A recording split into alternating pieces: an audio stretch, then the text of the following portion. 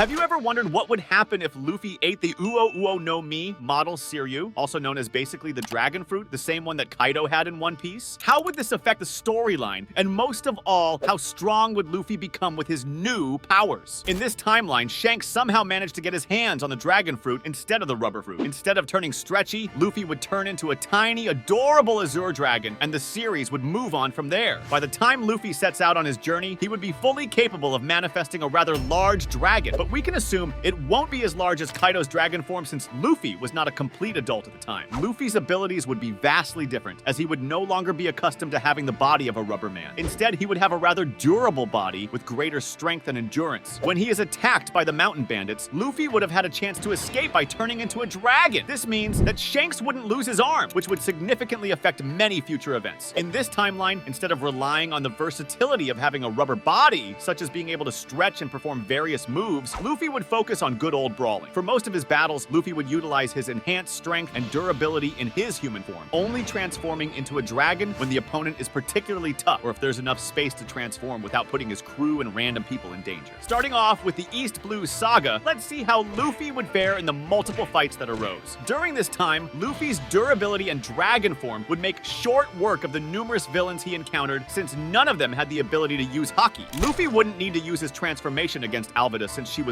relatively underpowered. After his fight with Alvida, Luffy meets Zoro. Despite his abilities, I doubt Luffy's personality would change, so I think he would still save Zoro and Zoro would join him. Buggy would prove to be less of a nuisance since, originally, Luffy had a tough time dealing with bladed weapons as his rubber body was weak to them. With a dragon's durability, they wouldn't really pose much of a problem. Both Zoro and Luffy would instantly defeat Buggy's crew. This would be the exact same thing that would happen in his fights against Kuro and Don Krieg, and he would have fewer injuries too. His fight with Arlong would be pretty interesting since by this time, Luffy may have to make use of his dragon form, and we'd get to see it in action. Imagine a big dragon wreaking havoc in Arlong Park. At this point, Sanji and Usopp would join him too. That would be pretty awesome. His toughest fight by far in this arc would be against Smoker. Just like in the original timeline, Luffy would find it exceedingly hard to deal with Logia users since he wouldn't know Haki, but it's a good thing that Luffy's dad would show up before he loses the battle. We're also going to assume that Luffy hadn't mastered flight during these battles since that would just make him way too overpowered. During the Alabasta Saga, Luffy may be at a significant disadvantage against the main baddie, Crocodile. The Suna Suna no Mi is a Logia-type devil fruit that grants him the ability to create, control, and transform into sand. Back when Luffy had a rubber body, he made use of it to fill himself up with water and fight against the Sand fruit user. This method would be unusable with the dragon fruit, and Crocodile would thoroughly whip Luffy's butt. It wouldn't be until Luffy is significantly damaged that he'd be able to do a number on Crocodile. In the end, he'd definitely have to use his blood to fight the Logia user and eventually beat him up. Luffy's journey could actually end here. Because he was so dehydrated and didn't have his rubber abilities to store water in his body, he would either win through sheer luck or die of blood loss. One way I could think of this happening is that he lands a lucky hit on Crocodile, which knocks the guy out. From there, he is dragged by Zoro and the others as they regroup. If Crocodile survives, he will take over Alabasta and his criminal empire will grow. There's a chance that Robin would inevitably betray Crocodile and join the Straw Hats early on at this point too. Alabasta falls and the Straw Hats move on, with Luffy feeling depressed as he fails to save their first friend Vivi. With the dragon fruit, Luffy would face his toughest battle yet in the Sky Island Saga. Enel would prove to be a much bigger nuisance as originally Luffy's rubber body proved to be an automatic weakness for the lightning user. The Goro Goro no Mi, a Logia-type devil fruit, granted him control over lightning. With this power, Enel could transform his body into lightning, allowing attacks to pass through him harmlessly unless they involved Haki or his elemental weaknesses. Originally, Enel was unable to use his lightning powers effectively on a man made out of rubber, but they would work much better against Luffy's dragon body. This puts into perspective just how much Luffy would lose if he actually didn't have the Gomu Gomu no Mi. Honestly, Luffy would lose in this fight, and Enel would pretty much overwhelm the rest of the Straw Hats, ending their journey. Yet, let's stay optimistic. This may devolve into a battle of attrition, since we know that Luffy would have to rely on his durability, as he wouldn't have an effective way of hurting Enel without Haki. Unless, of course, he figures out a way to do so using a weapon of some sort. I'm banking on the fact that Luffy's resilience would overcome Enel's constant attacks, and the rest of the crew would somehow manage to defeat the overpowered Logia user. Or in any case, they could just run! But what about the infamous Water 7 saga when everyone would go against our friends? And how would they even get here? Well, after running away from Enel with their lives, they arrive at Water 7. Since they suffered loss after loss, the duel between Luffy and Usopp wouldn't happen. Instead, they train to become stronger, and that's when Robin goes missing. Of course, they become allies with the Galley, Law Company, and the Frankie family. By this time, Luffy should develop techniques like increasing the strength of his bolo breath, breath or developing the Dragon Twister technique to send wind slashes toward his enemies. Just like how Luffy developed Gear 2nd and 3rd, he should also be able to further develop the powers of the Dragon Fruit. At the same time, he should also be able to use the Flame Cloud ability to better and effectively be able to fly. After overpowering Blue No, Luffy and the rest of the Straw Hats break Robin out, and the fight against CP9 breaks out. Because he's just so overpowered at this point, Luffy immediately carries the fight and eventually meets Lucci. I have to admit, the fight with Lucci would look pretty awesome, seeing a leopard and a dragon duke it out. This fight would weigh heavily in Luffy's favor though, as both fighters use Zoan-type Devil Fruits, but Luffy's Devil Fruit is on an entirely different level than the Neko Neko no Mi model leopard that Lucci uses. Their fight goes on, and as Lucci transforms into his hybrid form, so does Luffy. However, no matter what Lucci does, his attacks barely scratch Luffy's skin. Instead of a close fight during their last battle, this becomes an easy win for Luffy. I also believe the Going Merry would be able to last much longer if Luffy had the Dragon Fruit, since he could use his Flame Clouds to carry it over and protect it from the numerous falls and damage it has sustained. So they wouldn't have to say goodbye to the Going Merry in this saga, maybe later on. But that's where a huge plot twist comes in. Most of the fights in the Thriller Bark saga would prove to be similar, except for the fight with oars. Having a dragon on their side would vastly improve the firepower the Straw Hats would have access to. Luffy would be able to fight against oars on much better footing, without even the need to absorb shadows and become Nightmare Luffy. Or maybe we'd see a Nightmare Dragon Luffy, which would be way